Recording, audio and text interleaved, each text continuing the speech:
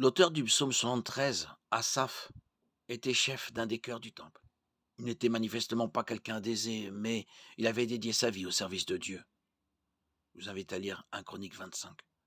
Pourtant, comme nous, il avait connu des difficultés, remis sa vie en question face à l'injustice. Il avait vu les gens mauvais autour de lui suivre leur propre voie et jouir de tous les plaisirs et richesses du monde en amassant des trésors. Alors il s'est plaint.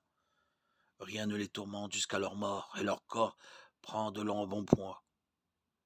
Ils n'ont aucune part aux souffrances humaines. Ils ne sont pas frappés comme le reste des hommes. Psaume 73, 4, 5.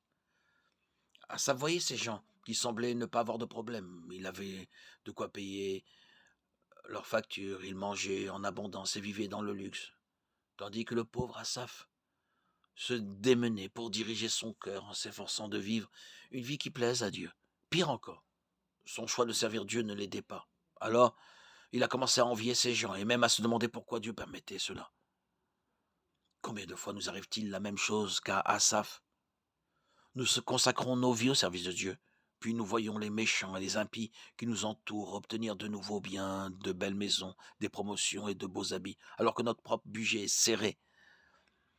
La réponse est dans la suite du psaume 73. Asaph a continué à envier ces méchants jusqu'à ce qu'ils prennent conscience d'une chose très importante. Quand il est finalement entré dans le sanctuaire de Dieu, il a compris leur destinée finale. Quand j'ai réfléchi pour comprendre cela, la difficulté a été grande à mes yeux jusqu'au moment où je suis entré dans les sanctuaires de Dieu et où j'ai prêté attention au sort final des méchants. Oui, tu les places sur un terrain glissant, tu les fais tomber dans la ruine.